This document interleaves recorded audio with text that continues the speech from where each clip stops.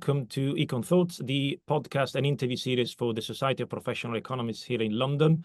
And we are very honored to have today a special guest, Vicky Pryce, who is a Chief Economic Advisor and a board member of the Center for Economic and Business Research, and also the author of a number of books in the past, Women versus Capitalism in 2019, which I highly recommend, and also most recently in 2022, How to Be a Successful Economist with Andy Ross, Alvin Birdy, and Ian Harwood. So for the Society of Economists, actually, is a very topical book. So welcome, Vicky, today. Thank you. Thank you very much, Filippo. Of course, it is worth saying that you and I have worked together before, so it's fantastic to be doing this interview now with you. Exactly. I was saying it's about being 20 years. So your CV is very long and it goes back to government days. It's age. It's age. It's just kind of distinguished. I wouldn't say that long, but definitely I started my career in government, and that was the pleasure actually to meet when we were in the Department of Trade and Industry at the time, which has been renamed number of times since those days. So it's been a very eventful week in Europe, and I'm not talking about the football and the Euros. So I would like to say, considering we are recording here on the week of England winning the semi-final, so good luck to England and Spain in the final this Sunday. But there has been a lot of election in the last few months and few weeks. We had the election in the European Parliament in early June, but most recently as well, the election in the UK and the double round of the election in France. There have been some surprises, particularly in the second round in France. Some of the election went as expected, but there is a lot to digest. And Vicky actually is going to help us to do that today. And we're going to look a little bit about the plans of the new governments, or government in the UK, not yet in France, and also what might be around the corner. And we're going to start actually to looking at the UK. We won't go through the political details and how a 34% share of the vote might become 65 or more % of the seats. But we're looking at the economic plans of the new Labour government, and based on the manifesto, but also on the first few announcements and few speeches by Prime Minister Starmer, but also the Chancellor Rachel Reeves. And then we'll pivot to France and Europe. So Vicky, it will be good to get your thoughts on the incoming Labour government, what might be expecting in the first 100 days, but also beyond that. Well, the first 100 days, the interesting thing is that we have already heard quite a lot from both the Chancellor and also, of course, the Prime Minister, who, as we're recording this, is in Washington, as I understand it, in the NATO summit that's taking place.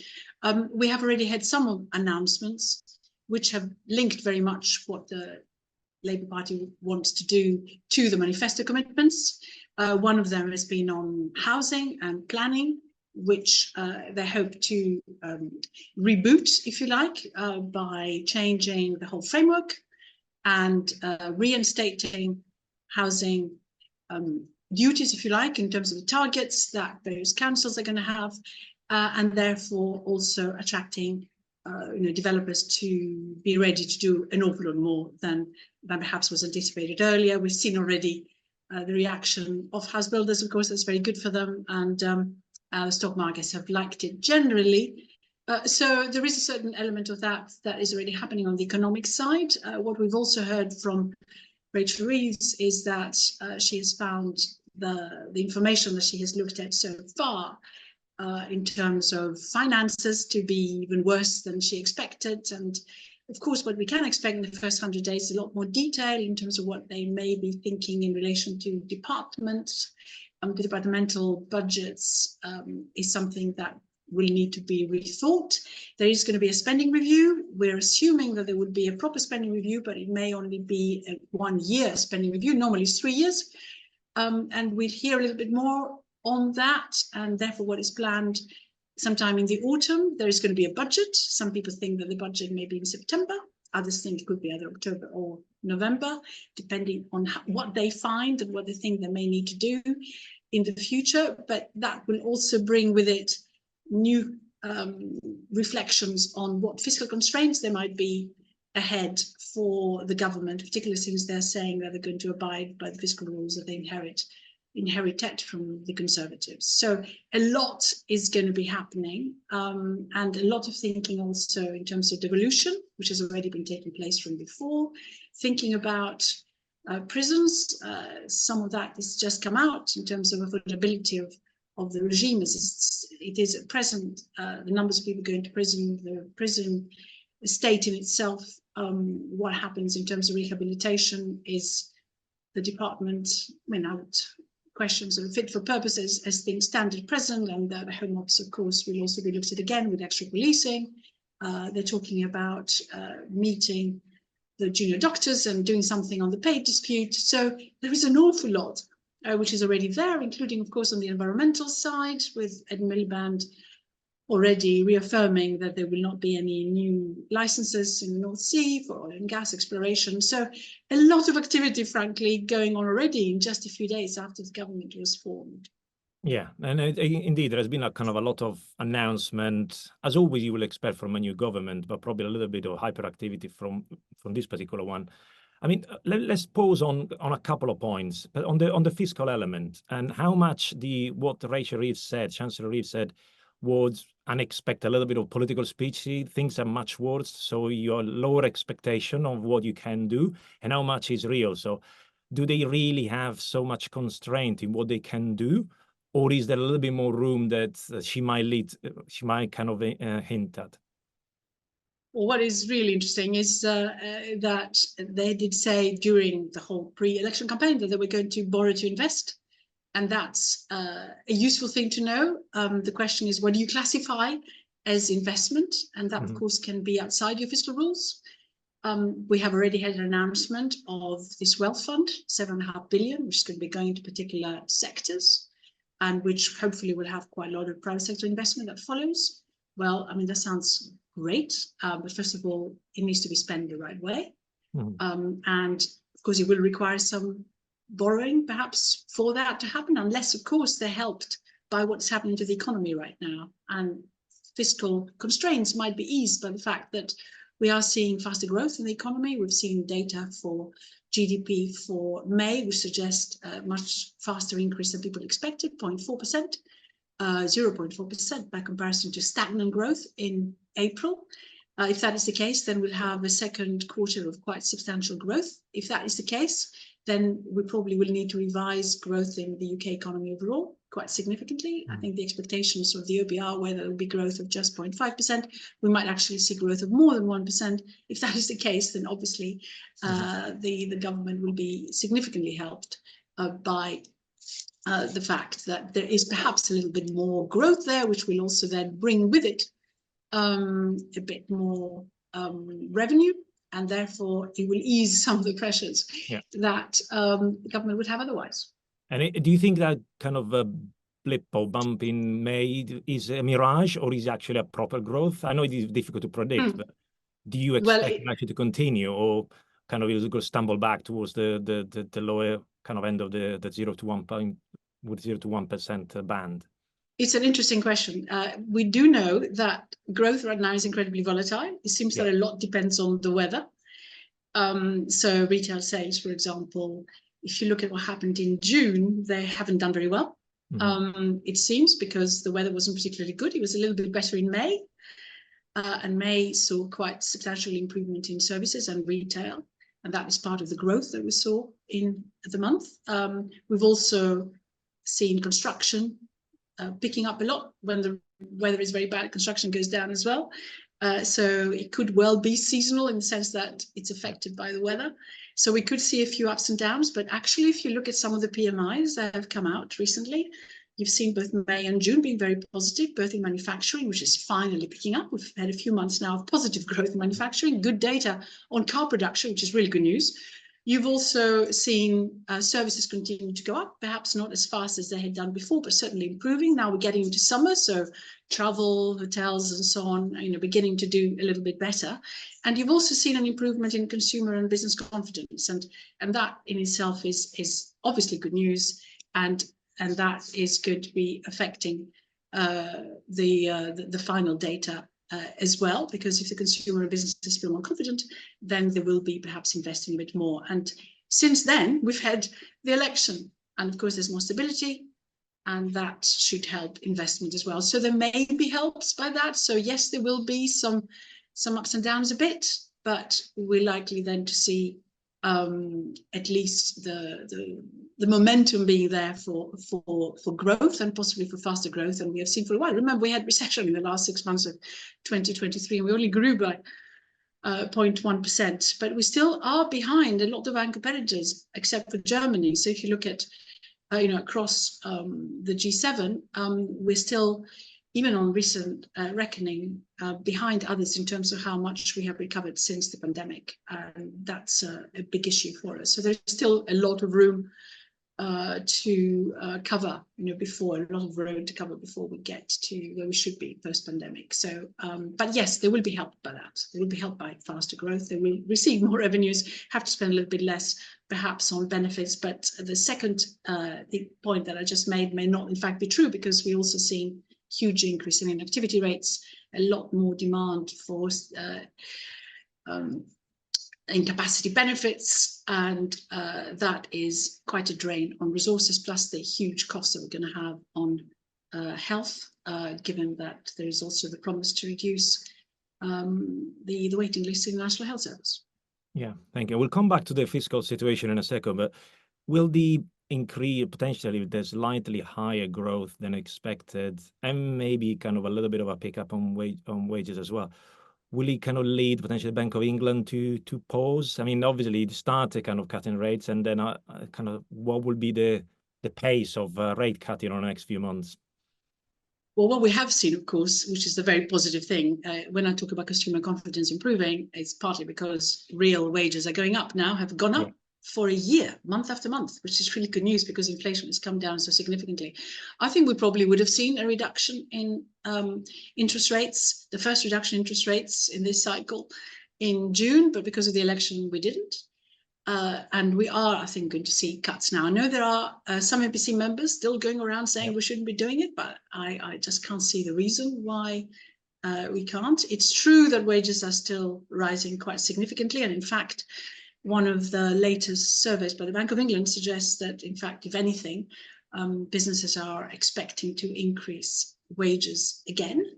So they'll be looking at that. But frankly, if you end up with inflation pretty near target, and you have a rate of interest at that level that we have at present, which was okay for 11% inflation, and it cannot possibly be okay for 2% inflation. So yes, I do see cuts coming, and the US, of course, which has just had some really good data on inflation, is probably going to bring rates down. We've seen, of course, a cut in Europe already.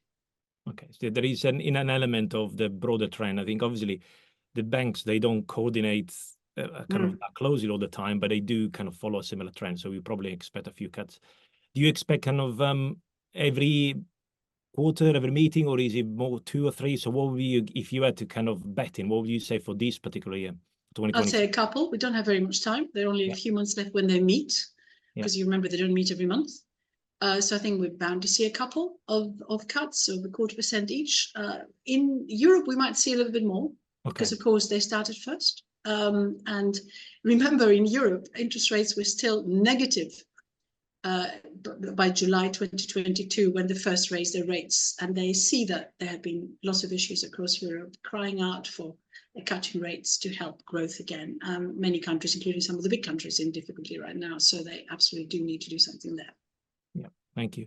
And now pivoting a little bit to the fiscal situation. Obviously, that is high, and there are a lot of conversation around the level of the tax burden on the UK. The highest is at the historical high level. What will happen kind of in the next throughout the Parliament? Will we see further increases potentially, or will you expect more of the same, some changes, but different cuts in certain kind of areas and kind of increase in others? Because that level of debt at some point need to be addressed in the UK and internationally. But let's look at the UK for the moment. It all depends what we mean by that level of debt needs to be addressed, because we don't have to repay the debt. We can reduce it as a percentage of GDP by getting growth, and we've just been discussing whether that's possible. But there is absolutely no doubt that a lot of emphasis will have to go on the National Health Service and on defence, and that's going to eat up an awful lot of extra money. So again, perhaps you can classify defence spending as investment, so we can borrow for that. And I think the markets will be reasonably happy, given in particular that we seem to be more stable, or will be more stable, we assume, given that there is such a big majority for Labour right now, by comparison to loads of other countries in Europe, then the markets would look reasonably positively at the UK and would be prepared to lend at reasonable rates. And of course, the US is going to come under some sort of pressure as well, one assumes, as we're getting closer to the presidential election. So yes, I think we can borrow more quite easily, and we should do precisely that, because otherwise the promise of improving public services is just not going to happen. But remember that we have quite a lot of extra costs. We have the contaminated blood compensation scheme, which is probably going to cost about 10 billion. We have the post office one, the scandal there, that may cost 10 billion. So there is a lot there that also needs to be addressed. So there are going to be huge pressures. So at the end of the day, the assumption probably would be by most economists that there will be some tax increases in addition to the ones already announced. And if they are solved in the right way, I think they will be accepted generally. In any case, we have no choice. And you thinking about in terms of income taxes or corporate taxes, or a combination? Well, they have already said they won't increase income taxes or national insurance contributions or VAT for the time being. Certainly, I think they suggested for this parliament. And there are other areas where inheritance tax, perhaps, things on pensions, a bit more on the finance sector, even though, of course, we just had an announcement of easing of regulations for stock markets. So you have to see how you balance that out so that you don't kill whatever it is that you're trying to do with one hand by increasing taxes in another. But I think the financial sector is probably ripe for a bit of extra tax, I would suggest. Not because we have anything against the financial sector, but simply because they have seen a reduction in what they had to pay before, because, of course, the levy that had been imposed, which was 8%, has now been reduced to 3% by Rishi Sunak, and maybe there is more room for manoeuvre there, and they did make quite a lot of profits. And then other taxes would be on environmental issues. Perhaps there will be more. So there will be, I think, a further look at what it all means in terms of loopholes that exist at present and whether they could be changed. Capital gains tax, of course, is another one. Wealth taxes, possibly of some sort, are being advocated by a number of people. So yeah, I think there is scope, but they're not going to raise an awful lot. So at the end of the day, where you get your money from is income tax and national insurance contributions and VAT, and those are the ones which at some point will have to be looked at again. Yeah, no, indeed. And you mentioned that they announced that they're not going to increase it, but we all remember kind of George Bush kind of read my lips, no tax increases, and then 2 years later it did increase. So politicians can change even during a kind of a term or a parliament in this case. Looking at going forward, it sounds like the Labour got off to a good start with good announcement, and the market has been relatively positive, good media coverage. What could go wrong? If you look at the next kind of 1 or 2 years, what could actually kind of derail a little bit that kind of positive sentiment that we have been seeing over the last week? One of the main things would be if we don't see that improvement in public services or some actions quickly, and I think that's really important. It's interesting that one of the things we did not talk about is the EU and the relationship there. I think there is huge opportunity to do more, and that will help growth. So that would be on the positive side. If we don't make any advances there, that's going to be a problem, because businesses have been calling and now a little bit more emboldened to ask for better relationships with the EU. And I think that's seriously important for many. I mean, what we have lost a lot is small and medium-sized enterprises trading, and that's bad news. We need to do more there. Well, we've seen, in fact, if anything, is a concentration in particular sectors where big firms are surviving reasonably well and smaller ones do not. So that would be one. The second one would be if quite a lot of the investment that is being discussed just disappears. We've already had, of course, Dyson announcing a cut in jobs in the UK. And that is a problem. There could be more. We have the problems with steel, where, again, if you're looking at what's going on in Port Talbot, that's a big question mark too. So if you start seeing that some of those efforts are just talk and not action, and you don't get the results you want, then that will be a problem. So the second one is whether businesses react to new labour laws, that there probably will be. So there is a new look at workers' rights.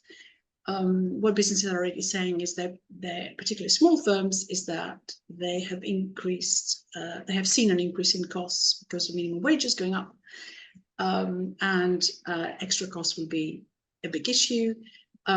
if they don't do something in terms of business rates, which firms are asking to be reviewed, and of course they're meant to be going up again. So this is a big question mark there. So you may find sort of pockets of discontent sort of emerging unless it's handled properly. And I think the government is right in reducing expectations and saying things are going to take time. They need to make that point, in my view, quite clearly to the business organizations and work with them as much as possible. Not necessarily, doing everything that businesses want, because in some cases, of course, these things cannot be done. But having a better environment would be seriously important for greater investment. So, but if public services do not improve more generally, and if people see, even after a year or so, that there are still big problems in terms of seeing a doctor, costs of water bills, which of course may well be going up again quite significantly, and that this cost of living issue remains quite important in a number of areas, then they will start worrying. And if interest rates do not come down, as we economists expect, then people's confidence perhaps, and business confidence, because of course they have big debts, very expensive right now. This is one of the reasons why some of even the bigger firms are now coming under pressure. If things don't change in that area, outside of course the government's control, because the Bank of England is independent, we might actually see the discontent increasing. Hopefully not. There will be some actions that can be taken along the way. But then, of course, the other possibility is that either Europe becomes a bit more destabilized, or we'll end up with a new regime in the US, which is not very helpful on the trade front or anything else really, or any other crisis. There are enough of them right now. Ukraine, Gaza, things could get worse. Yeah, no, thank you. That's interesting. You mentioned in there, the kind of particularly talking about the US election, about trade. Probably one last question on the UK before we move to a little bit to the picture in Europe. Anything happening in this parliament in terms of trade? Any trade deals that you might see on the horizon happening? There were a few already kind of been discussed, but they never kind of moved much. Anything that we could expect? Well, the one, of course, that everyone had, sorry, by everyone I mean the previous government had hoped to get is one with the US, which of course is just not happening, and the question is whether under a new president there's any chance of that being in any way revived, and the likelihood is not. So that's a big one. So no, I don't think there is any serious possibility of achieving anything new and big on the trade front, I'm afraid. So Europe remains the area we should be focusing on. Okay, that's good. So let's pivot to Europe then. And we were expecting probably a different results on the election on Sunday in France. But now it's a lot of uncertainty. To a certain extent, some people might actually kind of breathe some relief that the RN did not actually get a majority. But at the same time, now France is an uncertainty in terms of forming a new government. What do you expect in general in France, but more generally in Europe at the moment, going forward in terms from the major economies, but also more broadly in terms of the negotiation around the European Commission as well? It's a very mixed picture, and one that, of course, worries everyone in terms of what happens next in Europe. I mean, even just think about the Commission, its latest forecast suggests only small growth over 1% for next year in GDP across Europe, with some countries still struggling, but recovering for 2025, including Germany, of course. But the reality is that the French situation, although not exactly as we had been anticipating, has destabilized the markets, and the currency has moved downwards a little bit, up and down a bit, but downwards overall, and stock markets have also suffered. Now, whether the stock markets have suffered because of what has happened there, or whether there's been also a more international sort of negative trend, which we saw recently, is one that you can't quite necessarily put your finger on. But nevertheless, there is no doubt that markets worry, generally, and will worry, because, of course, in France in particular, there are issues to do with high debt to GDP ratio as well, which is about 113%, and also the deficit, which is over 5%. So, and of course, France, if we remember, was about to go into an excessive deficit procedure by the European Commission. And that, of course, may just not happen because you don't have a functioning government at present. You do have an interim prime minister, but who knows what the various talks are going to lead to in the end. But there is a more interesting fact about the results. It's true that we have a bit of a mix with no party really winning. We have the new Popular Front, which is this combination of leftist and environmentalist parties. They won the biggest number of seats, but they're followed actually quite closely by Macron's own group, which is called Ensemble. So it's not, a huge gap of about sort of 20 seats or slightly more. And the National Rally, in fact, came third, which is the one with of Marine Le Pen.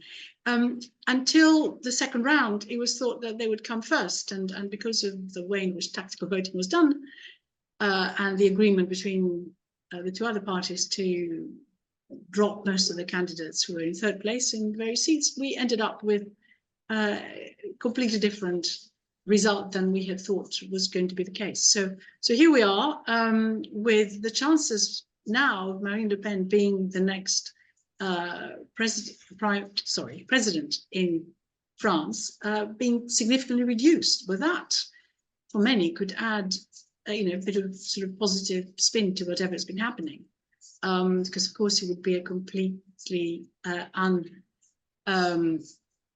uncharted territory in terms of what they might want to do. Now, both times, whether it's the right or the left, they all have all sorts of plans on spending, which would worry the markets more generally, but whether any of these will still be in any way possible, given what we've got right now for the next 3 years until the next presidential elections, is a big question mark there.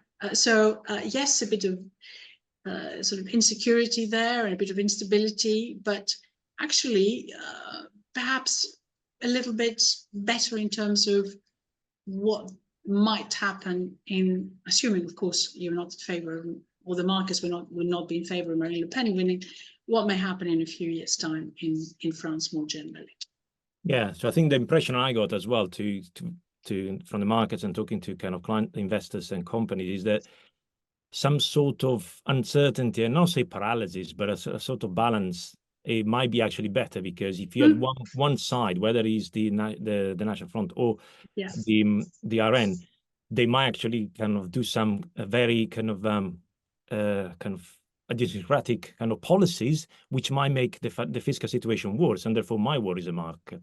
Instead, uncertainty and kind of nothing happening might actually be the better outcome for the moment. It might not be good for growth, but it might be good from a fiscal level. So 2 or 3 years of relatively modest growth and not much happening might be the best solution for France at the moment. Whether it helps the rest of Europe is a different point. Well, yes, and we do have a bit of instability as well, or at least concerns about Germany, which continue. So, and we've also seen economically some of the most recent data for Germany pretty bad, particularly in the industrial sector. So you would want at least one of the two biggest countries to be doing well. And for the moment, there is doubt for both. And I think that's the real issue. However, when it comes to the European Parliament, I mean, the truth is that after the elections, what you did see is that, yes, bits of the right did a little bit better, but overall, hardly at all. The Greens didn't do particularly well, and the centre parties did best. And we now have, it looks like, reconfirmation of the president of the European Commission being the same person as we had before, which is Ursula von der Leyen. We'll see what happens when the vote takes place, but it does suggest a bit more stability there as well. And there will still be huge needs to continue to do the big investments that have started already, which we've seen since COVID, to support growth again. And quite a lot of Southern European countries in particular, and I'm speaking to you from Greece, have benefited from this and are likely to continue to grow faster than many the rest of Europe. And of course, the huge increase in tourism that we have seen is also helping. So you see some divergences across, but it does suggest to me that the emphasis on growth will still be there, even though the European Stability and Growth Pact has now been re-established, but in a weaker form than before, which allows a little bit more flexibility to take place. Yeah, indeed. And since you mentioned Greece, it's interesting because obviously coming from Italy, even though I live in London, Italy has been performing better than historically. And I'm not saying well because it's still but it's still definitely better than historically. And with Greece actually performing as well, but relatively well. Overall, the southern countries, in relative terms, have been doing better than the central and northern countries. Are there any particular reason, any particular lessons, or is it just that the central and northern countries slow down and then relatively the southern countries appear to look better? There is an element of that, but also there has been a lot of support given. So the New Generation EU Fund, for example, has been mainly going to Southern European countries. I mentioned tourism, really important. The fact that for quite some time anyway, until recently, of course, interest rates were low. They were able to borrow quite cheaply, those various countries. So their servicing of their debt, which even though it's quite high, has been reasonably easy. They've had upgrades in their credit ratings. And also, more generally, when you look at the Southern European countries, whether it's Italy or, of course, Spain or Greece, we've seen some improvement in their deficits as well. So there has been certainly, quite a lot more positive news coming out of those countries than had been the case until recently. Of course, in Italy, there is, whatever the concerns may have been because of the change of government with the Meloni government there, it's actually been pretty stable and a lot more pro-European, and I think that's helped as well. And in Greece, Italy, and Spain, the tourism that I mentioned earlier has been a very important factor. Of course, a number of the countries are now reacting and saying too many tourists. Well, perhaps in some places, but overall, I think tourism has been incredibly useful for some of these countries, as particularly in Greece, there's such a large percentage of GDP that depends on it. So yes, I think we are likely to see some of those trends continue, and I think that's good news in terms of rebalancing things, because the whole point of the euro is to sort of bring those countries which are poorer per head up to a more average level, and that perhaps is happening now, where we are seeing the comparative changes that are taking place with some of the big countries not doing that well and some of the smaller Southern European ones improving. Yeah, thank you. That's good. Just before we conclude, just if you look ahead in the next kind of 6 to 12 months, what will be one bright spot that you can point, things that might go better than expected, or whether it's a country or particular sector or an event, anything that will make you even more hopeful in the next 6 to 12 months? Well, interest rates would be from a macro level. Yeah. Interest rates and inflation. Inflation staying low, of course, is going to be going up and down. I mean, I'm just keeping my fingers crossed that policymakers are going to do the right thing and don't worry too much about, or forget data-driven decisions. They need to look at it much more long-term. And it was never the case that you had to stick to 2% month after month after month. So many times in the past, when you look even at Germany, when inflation was way above what their target was, could have been 3 points, 4 points higher, and they still lived with it for a while. And also the same on deficits, so that we can be a little bit more lax in the future, because a lot of what the institutional framework was during the Eurozone crisis made everything worse. So let's hope we've learned from this.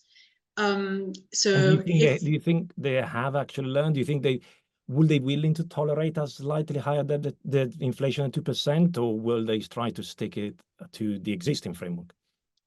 I think they need to reestablish, and I think that's how they are approaching it, reestablish the credibility of the markets. Yep. And once they do, they can do that quite easily. They can move from it. But I think they've been so badly attacked for moving so slowly. And the interesting thing, which I have to keep reminding everybody, is when people are beginning their discussions about the Bank of England saying we just were asleep at the wheel in the UK when inflation was going up, and we were so late at raising rates and attacking the UK particularly. The UK was the first country to raise rates. when that cycle started, which was in December 21, whereas the US only raised rates in March 22 for the first time, and Europe, as I mentioned earlier, in July 22. For the first time from a negative rate they had until then, and since 2014, so for their main deposit rate. It wasn't that one was slow necessarily by comparison to others, but there is no doubt that inflation was already creeping up. And if they hadn't been for the Ukraine crisis and energy prices going up, then perhaps we would have been looking back and saying, well, they've done the right thing, they kept the economy going.